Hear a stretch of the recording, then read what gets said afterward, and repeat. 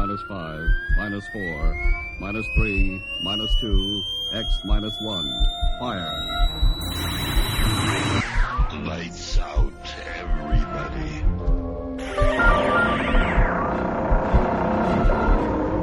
The creaking door. Dimension X. Inner Sanctum Mystery. X minus 1. Dark fantasy.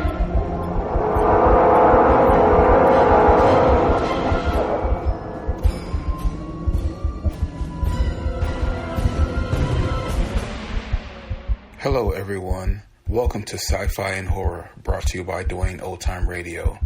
Sci-Fi and Horror features some of the best programs from the golden age of radio, including X-1, Orbiter X, Dimension X, it's a lot of X's, Lights Out, Ray Bradbury, Dark Fantasy, and many, many more.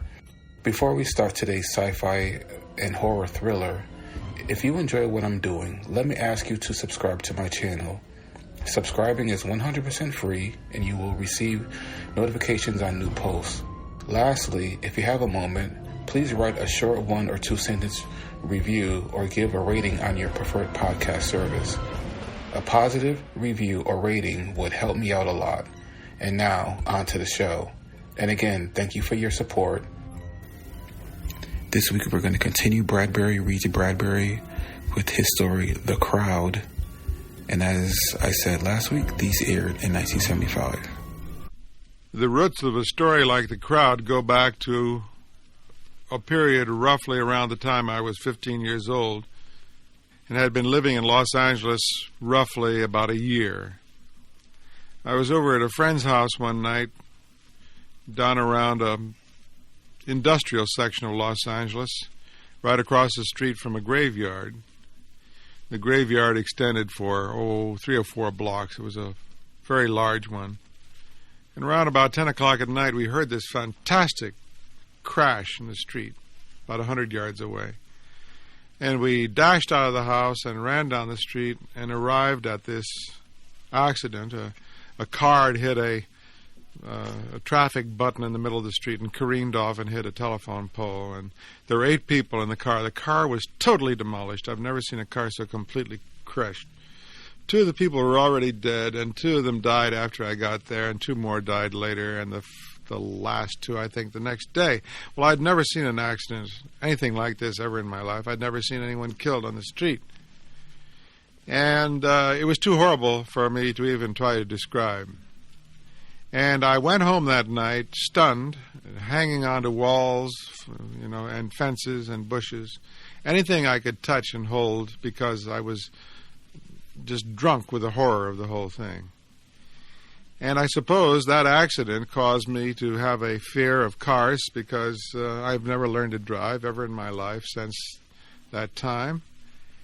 And about 5 years later, I remembered something about that accident that had struck me as very strange at the time. That was a totally empty boulevard at 10 o'clock in the evening, with a graveyard on one side and industrial buildings on the other, no people around anywhere, and yet within a few seconds after the crash, there was a huge crowd there. Where they all came from, I'll never know. I suppose out of neighborhood houses, but in looking back later, I thought, that's true of a lot of accidents, and you get to thinking about crowds, don't you? Where do they come from? Who are they? What is this all about? So with that as a genesis for a story, I sat down one day when I was about 23 years old and typed the words "The Crowd" on a piece of paper, and then went in to investigate to find out what I had hidden about crowds in the back of my skull.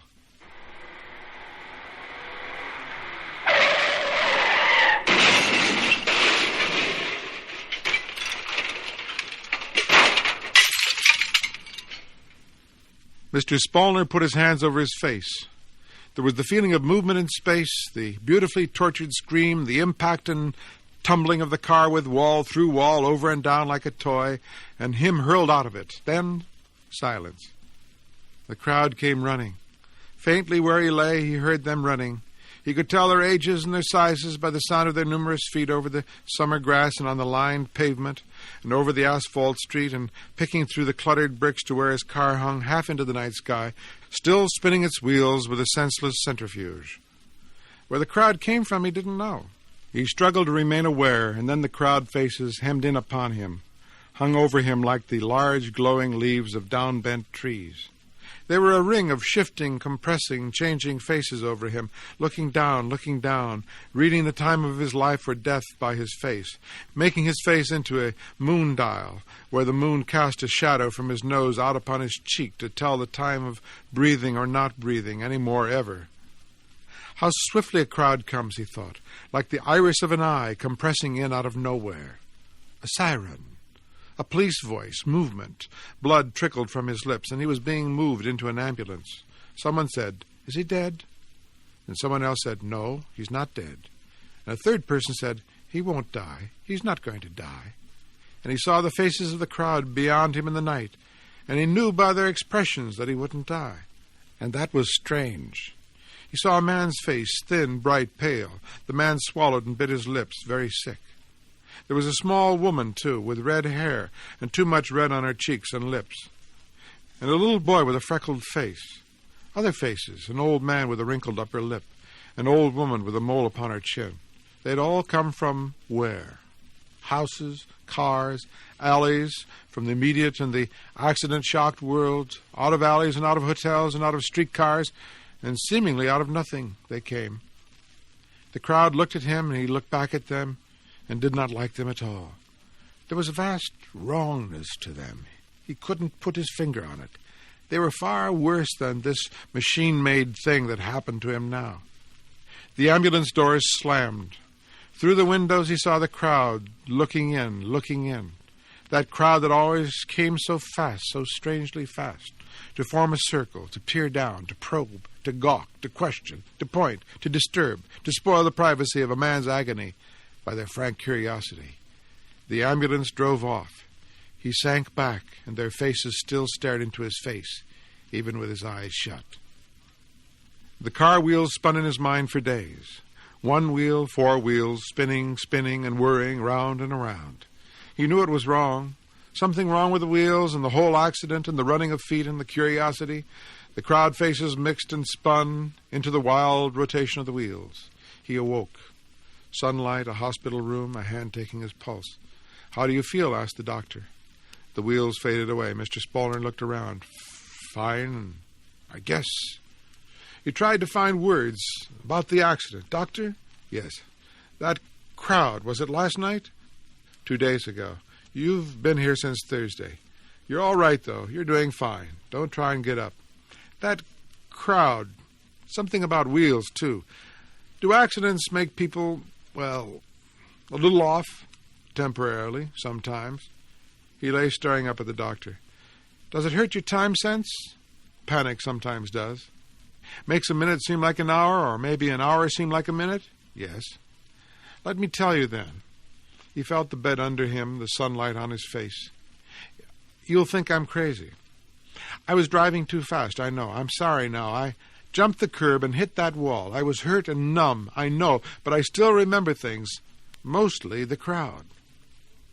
He waited a moment and then decided to go on, for he suddenly knew what it was that bothered him. That crowd got there too quickly. 30 seconds after the smash, they were all standing over me and staring at me. It's not right they should run that fast, so late at night. "You only think it was 30 seconds, said the doctor. "It was probably 3 or 4 minutes. Your senses." "Yeah, I know, my senses, the accident, but I was conscious. I remember one thing that puts it all together and makes it funny. God, so damn funny. The wheels of my car upside down. The wheels were still spinning when the crowd got there." The doctor smiled. The man in bed went on. "I'm positive. The wheels were spinning, and spinning fast, the front wheels. Wheels don't spin very long. Friction cuts them down. And these were really spinning." "You're confused," said the doctor. "I'm not confused. That street was empty. Not a soul in sight. And then the accident, and the wheels still spinning, and all those faces over me, quick, in no time. And the way they looked down at me, I knew I wouldn't die." "Simple shock," said the doctor. walking away into the sunlight. They released him from the hospital 2 weeks later. He rode home in a taxi. People had come to visit him during his 2 weeks on his back, and to all of them he told his story, the accident, the spinning wheels, the crowd. They'd all laughed with him concerning it and passed it off. He leaned forward and tapped on the taxi window. "What's wrong?" The cabbie looked back. "Sorry, boss. This is one hell of a town to drive in. Got an accident up ahead. Want me to detour?" "Yes. No, wait. Go ahead. Let's take a look." The cab moved forward, honking. "Funny damn thing," said the cabbie. "Hey, you! Get that flea trap out of the way!" Quieter. "Funny thing. More damn people. Nosy people." Mr. Spallner looked down and watched his fingers tremble on his knee. "You noticed that, too?" "Sure," said the cabbie. "All the time. There's always a crowd. You'd think it was their own mother got killed." "They come running awfully fast," said the man in the back of the cab. "Same way with a fire or an explosion. Nobody around. Boom! Lots of people around. I don't know." "Ever seen an accident? At night?" The cabbie nodded. "Sure. Don't make no difference. There's always a crowd." The wreck came in view. A body lay on the pavement. You knew there was a body, even if you couldn't see it, because of the crowd. The crowd with its back toward him as he sat in the rear of the cab, with its back toward him. He opened the window and almost started to yell, but he didn't have the nerve. If he yelled, they might turn around, and he was afraid to see their faces. "I seem to have a penchant for accidents," he said in his office. It was late afternoon. His friend sat across the desk from him, listening. "I got out of the hospital this morning, and first thing on the way home, we detoured around a wreck." "Things run in cycles," said Morgan. "Let me tell you about my accident. I've heard it all. But it was funny, you must admit." "I must admit. Now, how about a drink?" They talked on for half an hour or more. All the while they talked, at the back of Spallner's brain, a small watch ticked, a watch that never needed winding. It was the memory of a few little things, wheels and faces. At about 5:30 there was a hard metal noise in the street. Morgan nodded and looked out and down. "What did I tell you? Cycles, a truck, and a cream-colored Cadillac. Yes. Spallner walked to the window. It was very cold, and as he stood there he looked at his watch, at the small minute hand. 1, 2, 3, 4, 5 seconds, people running. 8, 9, 10, 11, 12. From all over, people came running. 15, 16, 17, 18 seconds. More people, more cars, more horns blowing. Curiously distant, Spallner looked upon the scene as an explosion in reverse, the fragments of the detonation sucked back to the point of impulsion. 19, 20, 21 seconds, and the crowd was there. Spallner made a gesture down at them, wordless. The crowd had gathered so fast. He saw a woman's body a moment before the crowd swallowed it up. Morgan said, "You look lousy. Here, finish your drink." I'm all right. Let me alone. I'm all right." "Can you see those people? Can you see any of them?" "I wish we could see them closer." Morgan cried out, "Where in hell are you going?" Spallner was out the door, Morgan after him, and down the stairs as rapidly as possible. "Come along, and hurry. Take it easy. You're not a well man." They walked out on the street. Spallner pushed his way forward. He thought he saw a red-haired woman with too much red color on her cheeks and lips. "There," he turned wildly to Morgan. "Did you see her?" "See who? Damn it, she's gone." The crowd closed in. The crowd was all around, breathing and looking and shuffling, and mixing and mumbling and getting in the way when he tried to shove through. Evidently the red-haired woman had seen him coming and run off. He saw another familiar face, a little freckled boy. But there are many freckled boys in the world, and anyway it was no use. Before Spallner reached him, this little boy ran away and vanished among the people. "Is she dead?" a voice asked. "Is she dead?" "She's dying," someone else replied. "She'll be dead before the ambulance arrives. They shouldn't have moved her. All the crowd faces, familiar yet unfamiliar, bending over, looking down. "Hey, mister, stop pushing. Who you shoving, buddy?" Spallner came back out, and Morgan caught hold of him before he fell. "You damn fool, you're still sick. Why in hell did you have to come down here?" Morgan demanded. "I don't know. I really don't. They moved her, Morgan. Someone moved her. You should never move a traffic victim. It kills them. "Yeah, that's the way with people, the idiots." Spallner arranged the newspaper clippings carefully. Morgan looked at them. What's the idea? Ever since your accident, you think every traffic scramble is part of you. What are these? Clippings of motor car crack-ups and photos. Look at them. Not at the cars, said Spallner, but at the crowds around the cars. He pointed. Here, compare this photo of a wreck in the Wilshire district with one in Westwood. No resemblance. But now, take this Westwood picture and align it with one taken in the Westwood district 10 years ago. Again emotion. This woman is in both pictures. Coincidence. The woman happened to be there once in 1936, again in 1946. A coincidence once? Maybe. But 12 times over a period of 10 years, when the accidents occurred as much as 3 miles from one another? No. Here, he dealt out a dozen photographs. She's in all of these. Maybe she's perverted. She's more than that. How does she happen to be there so quickly after each accident? And why does she wear the same clothes in pictures taken over a period of a decade? I'll be damned. So she does. And last of all, why was she standing over me the night of my accident 2 weeks ago? They had a drink. Morgan went over the files. What did you do? Hire a clipping service while you were in the hospital to go back through the newspapers for you? Spallner nodded. Morgan sipped his drink. It was getting late. The street lights were coming on in the streets below the office. What does this all add up to? I don't know, said Spallner, except that there's a universal law about accidents. Crowds gather. They always gather. And like you and me, people have wondered year after year why they gathered so quickly and how. I know the answer. Here it is. He flung the clippings down. It frightens me. These people, mightn't they be thrill hunters, perverted sensationalists with a carnal lust for blood and morbidity? Spallner shrugged. Does that explain their being at all the accidents? Notice they stick to certain territories. A Brentwood accident will bring out one group, a Huntington Park another, but there's a norm for faces. A certain percentage appear at each wreck. Morgan said, They're not all the same faces, are they? Naturally not. Accidents draw normal people, too, in the course of time. But these, I find, are always the first ones there. Who are they? What do they want? You keep hinting and never telling. Good Lord, you must have some idea. You've scared yourself, and now you've got me jumping. I've tried getting to them, but someone always trips me up. I'm always too late. They slip into the crowd and vanish. The crowd seems to offer protection to some of its members. They see me coming. Sounds like some sort of clique. They have one thing in common. They always show up together. At a fire or an explosion or on the sidelines of a war, at any public demonstration of this thing called death. Vultures, hyenas, or saints. I don't know which they are. I just don't know. But I'm going to the police with it this evening. It's gone on long enough. One of them shifted that woman's body today. They shouldn't have touched her. It killed her. He placed the clippings in a briefcase. Morgan got up and slipped into his coat. Spallner clicked the briefcase shut. Or, I just happened to think, what?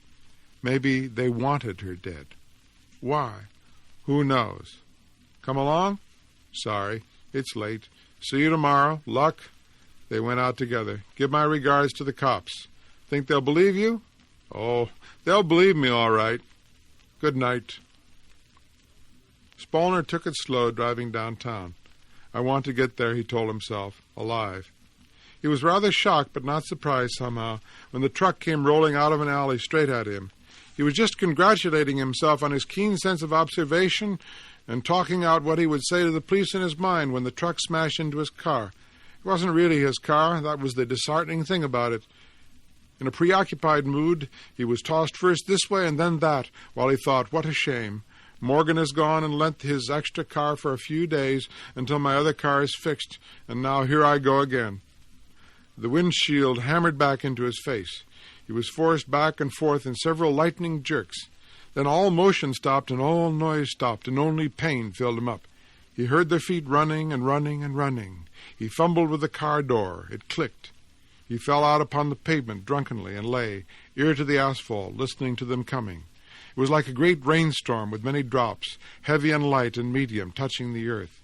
He waited a few seconds and listened to their coming and their arrival. Then weakly, expectantly, he rolled his head up and looked. The crowd was there. He could smell their breaths, the mingled odors of many people sucking and sucking on the air a man needs to live by. They crowded and jostled and sucked all the air up from around his gasping face until he tried to tell them to move back. They were making him live in a vacuum. His head was bleeding very badly. He tried to move, and he realized something was wrong with his spine. He hadn't felt much at the impact, but his spine was hurt. He didn't dare move. He couldn't speak. Opening his mouth, nothing came out but a gagging. Someone said, "Give me a hand. We'll roll him over and lift him into a more comfortable position." Spallner's brain burst apart. "No, don't move me!" "We'll move him," said the voice casually. "You idiots, you'll kill me, don't!" But he could not say any of this out loud. He could only think it. Hands took hold of him. They started to lift him. He cried out, and nausea choked him up. They straightened him out into a ramrod of agony. 2 men did it. One of them was very thin, bright, pale, alert, a young man. The other man was very old and had a wrinkled upper lip. He had seen their faces before. A familiar voice said, Is he dead?" Another voice, a memorable voice, responded, "No, not yet, but he will be dead before the ambulance arrives." It was all a very silly, mad plot, like every accident. He squealed hysterically at the solid wall of faces. They were all around him, these judges and jurors with the faces he had seen before. Through his pain, he counted their faces. The freckled boy, the old man with the wrinkled upper lip, the red-haired, red-cheeked woman, an old woman with a mole on her chin. "I know what you're here for," he thought.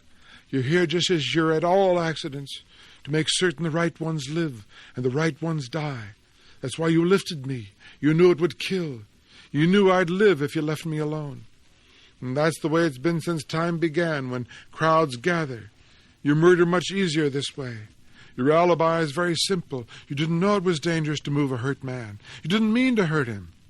He looked at them above him, and he was curious as a man under deep water looking up at people on a bridge. "Who are you? Where do you come from?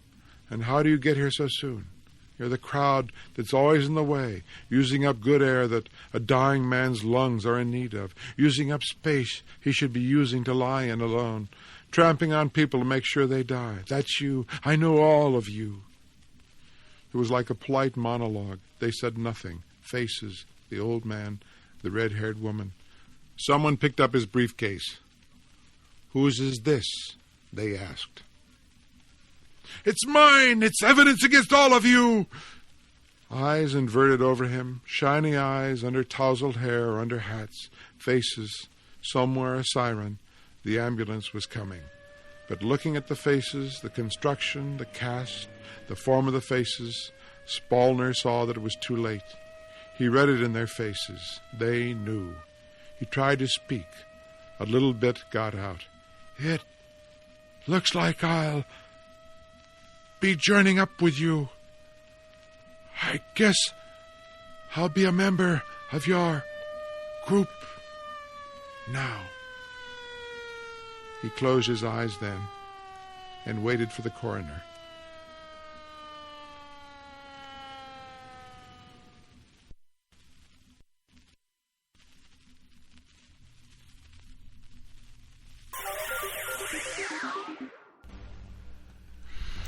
Thank you for listening. If you enjoy what I'm doing, I ask you to please subscribe to my channel or channels.